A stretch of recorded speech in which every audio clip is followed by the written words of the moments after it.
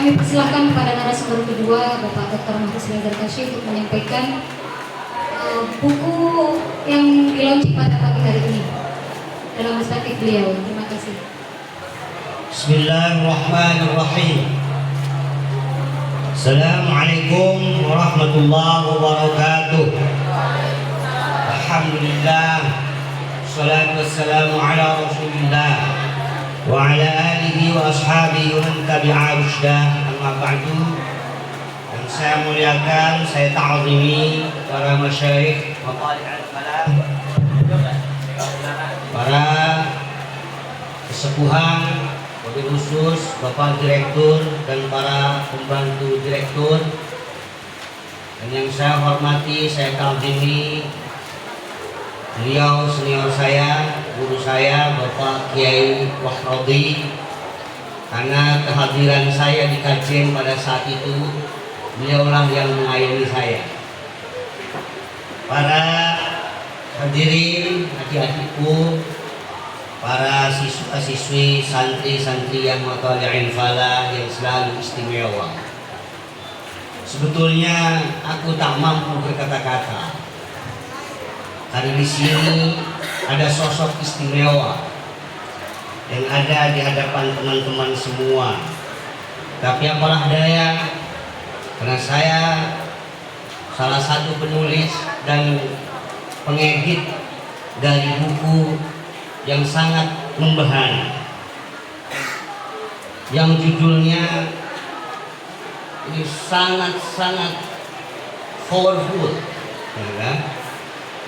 Tadi beliau mengatakan bahwa para masyayikh kita bukan hanya mu'allaq bil syariah, tapi saya tambahkan ke mu'allaq bil haqiqah. Kenapa? Karena beliau-beliau ini menggunakannya adalah tirakat laku. Beliau sudah mensolatkan kehidupannya. Beliau sudah mempuasakan jiwa raganya sebagai aspek hakikat dari syariat. Beliau sudah menzakatkan jiwa raganya. Beliau sudah tenang dalam tirakat waktu hidup dalam konteks ibadah haji. Maka dari itu buku ini sangat pantas teman-teman miliki, karena di dalamnya ketika teman-teman renungi sungguh amat menusuk hati. Kenapa saya katakan demikian? Karena saya yang betul-betul membaca, mengedit tulisan dari teman-teman KMF lintas generasi. Maka dari itu bukan endorse ini ya, bukan nyuruh beli. Tapi kalau mau beli, ya lebih bagus ya. Kalau mau beli lebih bagus. Nah, saya melihat iyo mosora, orang mosori. Tadinya saya agak repot mengatakan bahasa itu. Walaupun saya dulu waktu di Mutali'in Falah sering mendengar kata-kata itu, karena lidah saya, accent saya ini bahasa Betawi agak Sunda. Nah, aslinya lahir sana. Saya melihat ini adalah rumus kehidupan. Ini adalah rumus kepastian. Saya pernah ngobrol sama seorang ahli fisika gelombang atau ahli matematika fraktal. Dia mengatakan bahwa rumus takdir, kalau beliau mengatakannya rumus kepastian, itu ada 3. Yang pertama keseimbangan, yang kedua tanda-tanda, yang ketiga mampu mengatur ritme. Maka dalam pola itu, kalau tadi Pak Kiai Wahrodi mengatakan arif rasa kami takdir, bahwa dalam konteks iyo musyawara orang musyawati, saya cenderung pada sawabiqul himam la tahriku aswara akbar. Cita-cita yang kuat, yang istimewa tidak akan merobek dinding takdir. Saya mengatakan dalam benak saya pemahaman ini bahwa takdir itu ukuran, karena dulu kita ngaji takdir. Khamsumi'ati ritmin taqriban au takdiran. Maka Kalau orang tidak menggunakan pola keseimbangan mengukur, maka sejatinya orang itu melanggar takdir.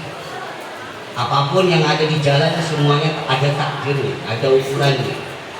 Ukuran jalan dari depan ini sana paling ya 20 km per jam. Tapi kalau Anda tidak mampu mempuasakan jiwa raga seperti yang diajarkan para beliau ini, Anda bagaikan Valentino Rossi, maka akan banyak makhluk Tuhan yang tersakiti wasilah Anda. Maka tapi untuk menggapai pola keseimbangan itu, saya mengutip lagi Syaikhullah, iradatuka tajrid ma'iqamatillah iyyaka fil asbab min syahwatil khawfiyah. Nah, dalam konteks pola orbit diri dan pola asbab, kalau orang yang sudah tahu posisinya, oh saya ini sebagai tukang bengkel yang bergerah mata, sebagai tukang bengkel yang merahmati semesta di bidang perbengkelan, maka tentunya dia akan kasyaf di bidang itu, dan dia tidak akan tergoda dengan hal-hal di luar skillnya. Maka tentunya dia menggunakan rumus keseimbangan, yaitu tawazun, rumus mengetahui tanda-tanda ilmu asma, dan rumus mengetahui ritme kehidupan. Tentu orang ini akan selaras dengan takdirnya. Maka dari itu tulisan-tulisan ini kita perlu mencontoh dari para masyayikh kita, menurut pengalaman para senior-senior kita, menurut pemikirannya. Tadi yang menurut beliau ini kita butuh satu keimanan, satu kepercayaan. Karena iman itu kan berasal dari kata amanah, menghasilkan kata iman, menghasilkan kata amanatun, menghasilkan kata aman. Jadi dalam konteks kita percaya kepada tulisan ini yang dikatakan para guru-guru kita sebagai kitab yang berjalan, maka senantiasa kita menjalankan amanat kesemestaan diri kita sesuai orbit kita. Nah, kalau toh memang itu orbit kita, ya masa yang enggak, kayak gitu ya. Kalau bukan orbit kita, ada kiai suruh ngebengkel ya repot, nggak kasar. Ya kira-kira itu. Maka dalam bahasa ini saya pahami bahwa setiap orang harus menemukan orbit dirinya masing-masing, di mana dia berpijak, sehingga kalau toh itu memang orbitnya, ya masa ya tidak. Kalau memang bukan orbitnya, ya repot. Ya, puasa 7 hari 7 malam nggak bisa. Nah, logika itu saya bangun dari pemahaman beliau Nyaora Muslim. Maka juga banyak di sini ada bahasa dari Mbak Yai Sahal itu yang membuat saya harus hadir di sini. Walaupun saya itu hampir seminggu, ya nggak apa-apa lah. Saya datang ke sini jadi santri aktif lagi. Walaupun di sana saya udah doktor, di sini saya ikut tata-tata meja, nggak apa-apa. Dalam arti ada bahasa Abai Sahal, apa sih orang paling sing dokter paling enak itu udah diudur. Itu apa yang hadir ke sini nggak punya udur. Jadi saya itu udah nggak ada alasan untuk tidak hadir, walaupun pesertanya ya seadanya.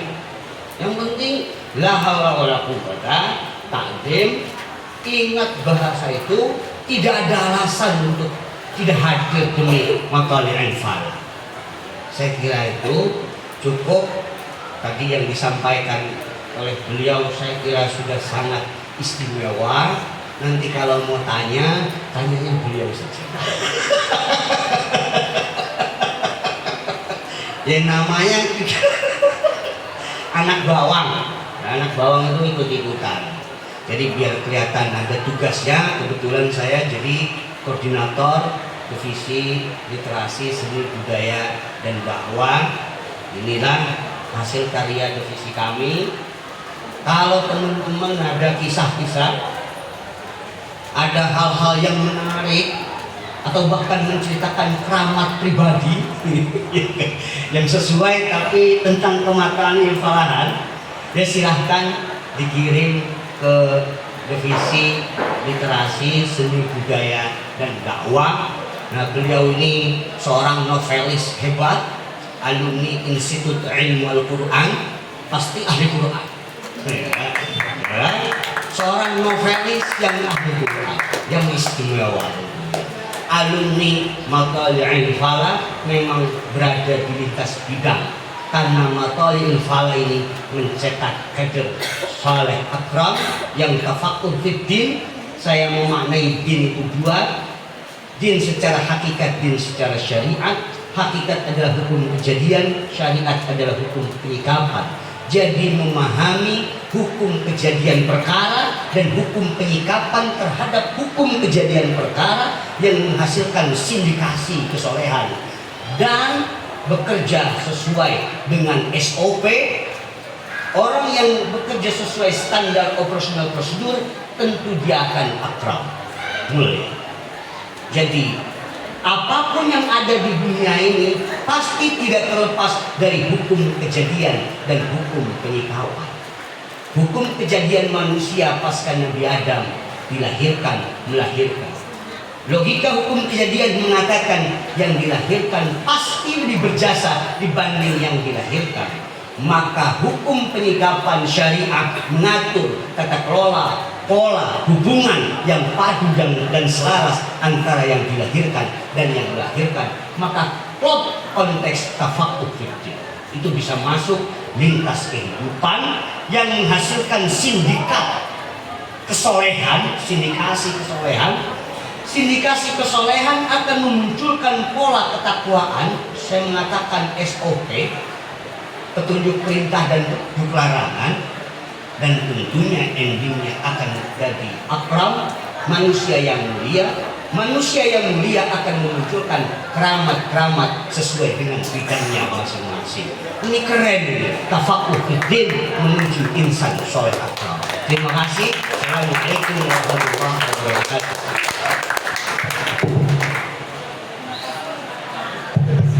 Terima kasih kepada narasumber kita semua, Dr. Mahfuzillah dan Bapak Wahrodi. Sebelumnya kami akan menyimpulkan dawuh-dawuh dari Bapak Wahrodi dan Bapak Mahfuzillah. Poin-poin yang perlu kita garis bawahi bahwa pemaknaan berbeda itu berangkat dari pemahaman yang berbeda terhadap dawuh-dawuh para masyayikh. Dan inilah nanti yang akan menjadi keunikan dari buku ini. Maka ini saya tambahi sendiri ya, buku ini insya Allah layak untuk dimiliki dan dibaca. Tentu saja dibeli dulu sebelum dibaca. Kecuali yang jawab pertanyaan. Kemudian yang kedua, dawuh Abah Nafe ini sangat berkaitan dengan menurut Bapak Wahrodi dalam perspektif beliau ini berkaitan dengan dawuh seorang sufi ternama Syekh Athaillah, arih nafsaka min at-tadbir fama qama bihi ghairuka anka la taqum bihi li nafsik. Kemudian yang ketiga, bagaimana kita sebagai hamba terus meningkatkan konsentrasi pada tugas kehambaan kita. Lalu ini yang harus kita garis bawahi pula pada poin keempat, bahwa hasil tidak selalu berhubungan dengan upaya, bahwa yang terpenting bagi kita sebagai hamba adalah berupaya dengan sebaik-baiknya. Sebelum kami buka termin, saya ingin bertanya kepada Bapak Wahrodi. Jadi begini Pak, saya tuh beberapa kali angsal pertanyaan, bukan pertanyaan, seperti semacam keluh kesah dan curhatan dari beberapa bunyai dan nawani yang mengatakan santri saiki iki ora kayak zaman biyen. Santri sekarang itu sudah tidak seperti santri-santri zaman dahulu. Nah, ini saya tidak menanyakan lebih lanjut. Yang dimaksud ini entah berkaitan dengan aspek moral atau aspek intelektual atau mungkin dua-duanya.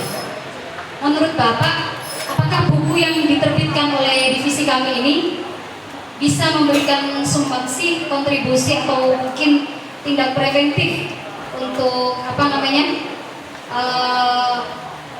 mengatasi hal-hal atau kekhawatiran dari para bunyai dan awaning ini. Terima kasih.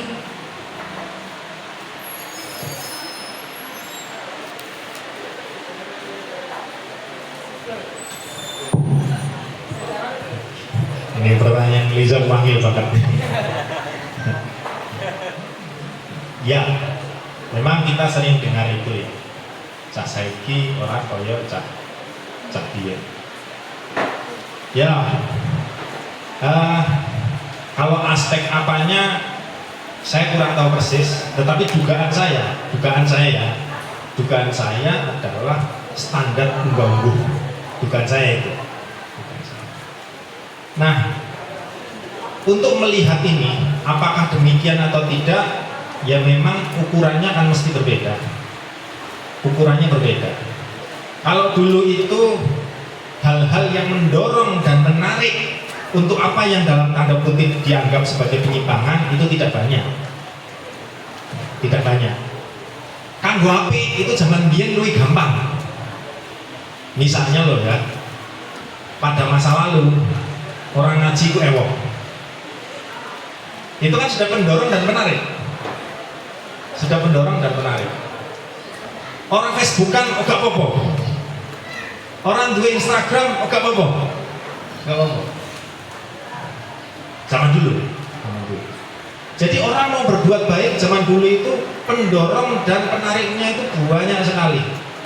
Banyak sekali. Sehingga kemudian menjadi baik itu menurut saya biasa gitu. Orang berperilaku seperti itu biasa. Orang prestasi karena tantangannya enggak banyak. Tapi kalau sekarang kan kondisinya berbeda. Kondisinya itu yang menarik dan yang mendorong untuk melakukan hal yang dalam tanda kutip kita anggap atau kita asumsikan sebagai sebuah kemunduran itu sangat banyak. Kita bisa melihat misalnya ada banyak santri yang kemudian harus ditakzir gara-gara katakanlah pelanggaran pemakaian gadget. Atau ada yang kemudian mundur gara-gara memilih untuk berat kepada gadget daripada kepada lembaga. Nah, ini kan sesuatu yang berbeda. Tirakatnya beda. Kalau sekarang itu ada, menurut saya loh ya, ada santri mau mengikuti aturan pesantren orang bawa HP, itu menurut saya tirakat. Menurut saya tirakat. Hari ini loh ya, hari ini. Karena kalau mereka tidak bawa HP, itu tidak dianggap gaul, tidak banyak mengetahui apa yang kemudian menjadi hal-hal baru. Karena ya kebijakannya saat ini di mayoritas pesantren kajian itu kan tidak memperbolehkan HP. Jadi ketika yang lain bermain HP, di sini tidak main HP, itu bagi saya prestasi yang juga harus dihitung sebagai kualitas dari generasi sekarang. Kalau dulu misalnya untuk menjadi baik itu mereka nyanding, referensi mereka adalah guru, orang tua, teman, guru, orang tua, teman, guru, orang tua, teman. Referensinya jelas. Tapi kalau sekarang referensinya anak sekarang itu jauh lebih banyak dan jauh lebih kuat dibanding tiga ini. Apalagi yang tidak mondok ya. Guru mereka adalah media. Contoh mereka adalah media. Sehingga ukuran apa yang layak dan tidak layak itu berbeda antara generasi dulu dengan generasi sekarang. Mungkin karena mereka sering melihat bahwa kelayakan itu diukur dari halo Pak, misalnya ya, di media demikian, kemudian contoh di film demikian, contoh di TV demikian. Akhirnya kemudian definisi mereka tentang sebuah penghormatan atau sebuah sopan santun ya sesuai dengan apa yang mereka serap. Nah, itu kira-kira. Jadi kalau kita mau mengukur soal cambien karo dengan casaiki, ya memang beda. Kondisinya berbeda, maka kemudian ukuran-ukurannya juga mesti berbeda. Ya dalam tirakat tadi lah. guru-guru kita yang saya ketahui dari cerita-cerita ya, itu tirakatnya itu ya riyadhah, ada puasa, ada macam-macam yang bertahun-tahun. Tetapi tirakat hari ini yang sering juga dikutip oleh banyak orang, ya tirakatnya sinau, karena sinau hari ini itu lebih sulit daripada sinau. Maksudnya untuk belajar serius lah, hari ini itu lebih sulit daripada biyen, karena ada banyak pilihan untuk memanfaatkan waktu. Kalau dulu kan tidak banyak pilihan, nonton ora iso, dolanan HP gak iso, ya hiburannya memang sinau. Tapi kalau sekarang kan mereka punya banyak pilihan. Jadi bahwa kemudian di tengah banyak pilihan itu memilih belajar, itu sudah merupakan tirakat. Bahkan kemarin kita mengikuti FGD tentang pembentukan SMP dan SMA Matolil Falah ya. Itu Pak Direktur juga merumuskan definisi baru soal riyadhah. Gus Mamat dalam sambutannya itu, ya orang dulu itu kalau mau bikin lembaga itu dipuasani, ditirakati. Kita juga demikian, cuma tirakatnya orang dulu dengan tirakatnya orang sekarang ya beda. Tirakatnya orang sekarang ya kita diskusikan, kita bicarakan secara serius, kita siapkan secara serius. Berarti kan sama-sama berprestasi, tapi dalam wujud dan istihad yang berbeda-beda. Nah, kalau soal apakah buku ini memberikan manfaat, sangat. Karena begini, ranah kita itu kan satu pengetahuan, keyakinan, terus perilaku. Itu kalau dalam teori pendidikan. Pengetahuan banyak yang bisa. Kemudian menjadi yakin itu juga meskipun susah masih bisa.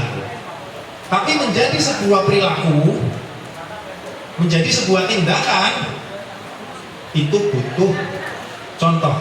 Makanya saya termasuk ketika di kampus itu di MAFA itu ada mata kuliah namanya NDKSA, nilai dasar soleh akrom. Itu saya mengusulkan sudah jika memang bisa ikutkan para santri ini kepada para masyayikh. Itu akan jadi soleh akrom. Karena seperti yang di sini, misalnya yang nulis di sini, kalau yang nyatat anak dalam itu detail sekali. Ternyata Pak Farid itu, Mas Farid itu yang menggambarkan bahasa sedemikian mendalam. Itu ternyata juga anak dalam. Ya, kata jenengan, itu sangat mendalam. Rasanya itu tuh manceplek gitu. Karena kemudian melihat itu. Ya tadi ya saya ceritakan soal kemudian bahasa hal itu orang nyacap makanan. Kita kan tahu semua. Siapa yang tidak tahu soal nyacap makanan tidak boleh? Hadisnya juga mungkin hafal itu. Tapi itu mancepnya itu ketika kita melihat contoh. Saya sudah tahu ada hadis tidak boleh nyacap makanan, apalagi yang masak. Saya tahu. Bahkan sejak kecil diajarkan begitu. Tetapi kemudian contohnya saya lihat di situ. Kemudian soal penghormatan terhadap guru misalnya, kita tahu semua di ta'limul muta'alim. Tapi kemudian saya melihat bahasa hal itu jadi sebuah tindakan. Saya tahu misalnya ada Gus Gofur, ada Mbah Maimun. Itu Gus-Gusnya Mbah Sahal karena beliau muridnya Mbah Zubair. Itu kalau yang datang beliau itu yang pertama, kalau beliau tahu yang datang, beliau akan nyambut di bawah, turun dari teras. Kemudian ketika mau tindak, itu beliau pasti mengantarkan sampai ke mobilnya dan belum akan masuk dan beliau tidak sendalan. Turun di latar itu tidak sendalan. Derek no sampai kemudian mobilnya sudah tidak kelihatan, baru kemudian kembali. Sampai ada satu hal yang menurut saya ini kita beneran ini. Ini ta'limul muta'alim jalan. Jadi ada suatu saat ada kegiatan itu diselenggarakan di pesantrennya Mbah Maimun. Tetapi waktu itu Mbah Sahal nggak bisa hadir. Itu Mbah Sahal beberapa hari sebelumnya sowan Mbah Mun.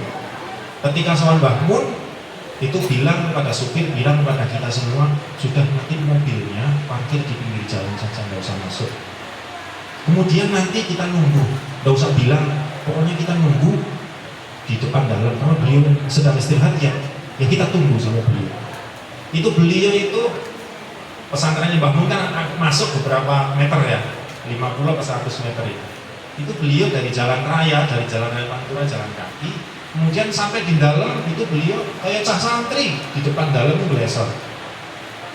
Kalau tidak ada santri yang tahu kalau itu Mbah Sahal, ya Mbah Sahal kan nunggu. Delala ada santri yang tahu kalau itu Mbah Sahal, santrinya langsung masuk itu. Langsung masuk ngaturkan Mbah Maimun, dan Mbah Maimun ya tahu betul itu muridnya sekaligus juga temannya sekaligus ulama besar. Mbah Maimun juga takdirnya luar biasa, langsung nyambut, kemudian putranya semuanya dipanggil semua, gus-gusnya ditimbali semua untuk ke situ. Nah itu coba kalau kita kan wong sakelas aku kok orang dihormati. Nah kalau kita kan kira-kira begitu, orang dihormati sedikit tersinggung gitu. Makanya enteng, Kang Mahfuz tadi bilang 1, 2 dalam urusan kita kan kewajiban kita ngaji itu yang penting ono sendiri ulang siji lah. Ya. Bagi saya kalau kita melihat apa yang dilakukan Basahal, dilakukan guru kita itu jauh sekali. Mereka begitu enteng menghadapi sebuah keadaan. Jadi kalau kita baca buku ini, sudahlah, pendidikan karakter yang paling efisien itu adalah contoh, adalah keteladanan. Makanya kita berbicara berbusa-busa soal keteladanan, tetapi kemudian tidak dicontohkan, ya percuma. Kita ngomong kepada anak-anak, termasuk pada anak kita, perintah sholat maghrib, kabeh wong ngerti jamaah apik, anak kita juga tahu jamaah apik, tapi kita sendiri tidak jamaah, ya anak kita tidak jamaah. Loh, bapaknya dolanan HP misalnya. Udah ada rumus lebih efektif lagi kalau kita pengen meningkatkan, kalau dalam bahasa pendidikan barangkali karakter, kalau dalam bahasa agama barangkali akhlak. Ya rumus yang paling bagus adalah keteladanan. Nah, karena kita tidak bisa mendapatkan keteladanan secara langsung, atau tidak banyak yang beruntung mendapatkan keteladanan langsung, menyaksikan langsung, maka buku ini adalah wasilah. Makanya tadi saya katakan orang usah mencari ilmiahnya. Buku ini ada yang ditulis berdasarkan mimpi. Paling tidak ada 2 atau 3 yang berdasarkan mimpi gitu kan. Kalau kita ingin mendapatkan manfaatnya, ya tadi ini suluk. Karena suluk, ya kita percaya saja. Kita percaya, kemudian sedikit demi sedikit kita lakukan. Nah, cuman ya agak beda sih. Sama-sama musik dewa ya. Mendengarkan dari rekaman, dari YouTube, sama konser lebih berkesan mana? Nah, kira-kira begitulah kita. Kalau kita menyaksikan sendiri itu mak jelek gitu. Tapi ya karena kita tidak bisa menyaksikan sendiri, ya sudahlah. Yang penting kita bisa melihat, meskipun melalui video-video rekaman. Ini kan rekaman ya. Ini rekaman. Kita yang kurang beruntung tidak menyaksikan langsung, kita bisa belajar dari buku ini. Meskipun sekali lagi kesannya akan berbeda antara konser dengan antara live dengan non live. Betul. Matur nuwun sanget Pak Warogi. Sungguh ini akan memperkaya perspektif kita terkait dengan keteladanan para masyayikh. Kemudian sebelum saya bertanya kepada Dr. Mahfuz, izinkan saya memberikan sedikit kesimpulan dari dakwah beliau, bahwa kita harus bersyukur sebagai santri Matlabul Fala, para masyayikh kita sebagaimana dakwah Bapak Warogi bukan hanya mu'allaq bisyariah wa sunnah, tapi ditambahi oleh Dr. Mahfuz mu'allaq bil haqiqah. Memang kajian ini sangat terkenal dengan suluk para masyayikh, dengan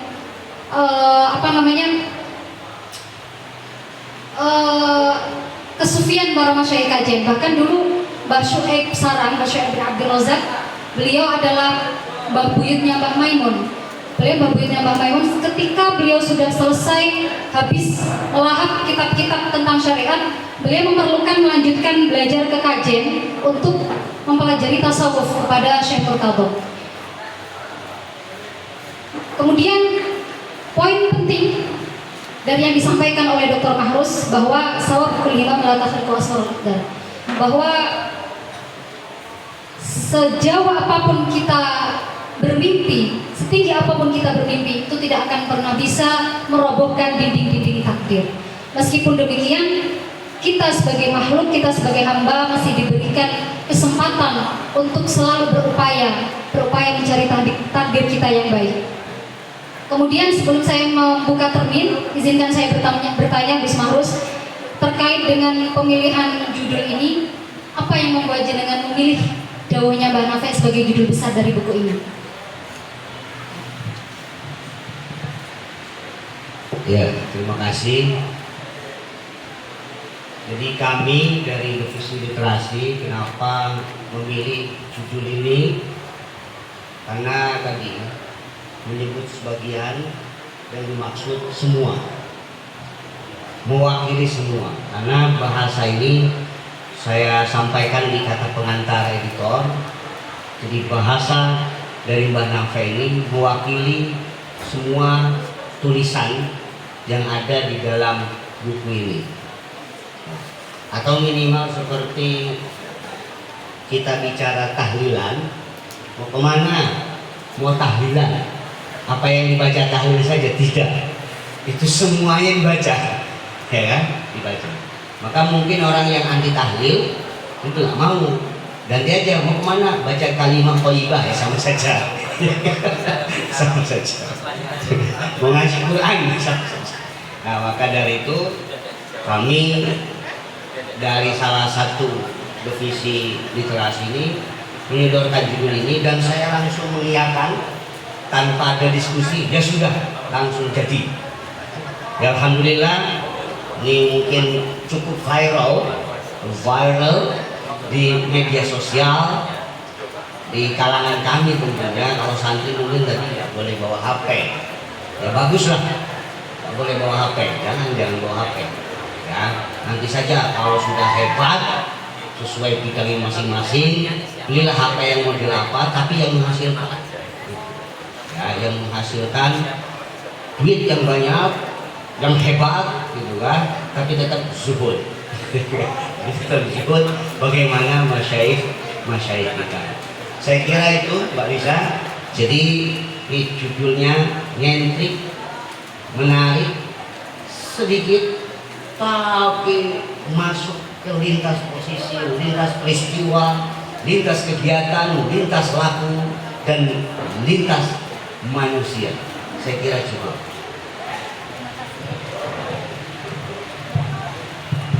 Terima kasih Dr. Mahrus atas jawabannya. Untuk sesi diskusi ini boleh kami buka 2 termin atau 1 termin? 2 termin, ya. 2 termin, 1 termin kami persilakan kepada 3 penanya. Baik, silakan. Ada mikrofon jalan nggak ya? Nggak ada. Siapa yang mau tanya? Satu. Oke, kakaknya. Kon pulau tari ya, tidak apa-apa. Met. Panjang nyampe bukan kakaknya. Nyampe gak Mas ya? Panjang ya? Panjang. Nanti penanya terbaik dipilih langsung ya. Langsung saja.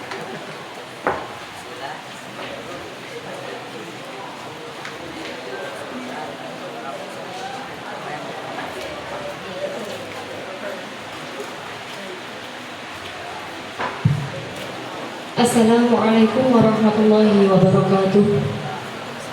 Saya Naili Imamah akan menanyakan kepada kedua narasumber mengenai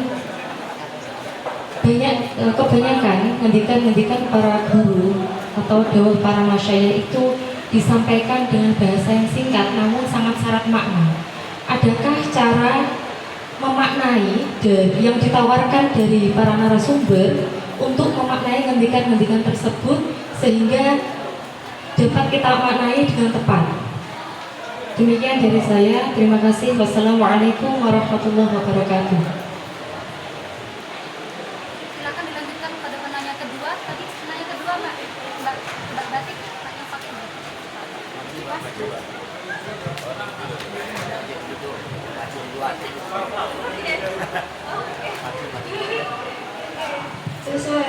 Assalamualaikum warahmatullahi wabarakatuh.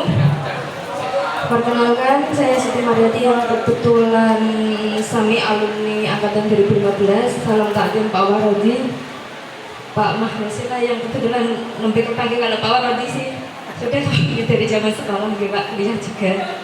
Yang ini apa?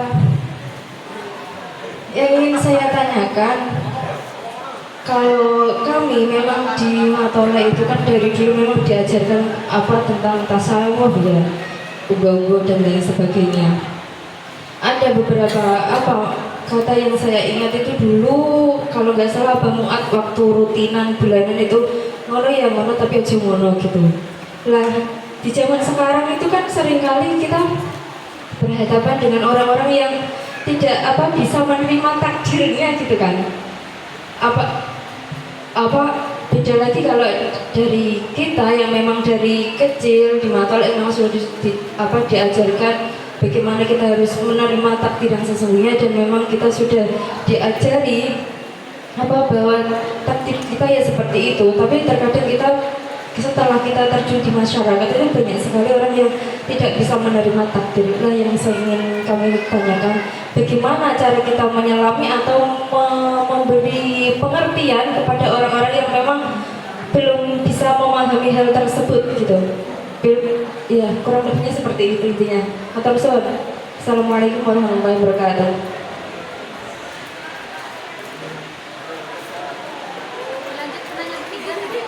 Assalamualaikum warahmatullahi wabarakatuh. Nama saya Muhammad Ulil Nizam.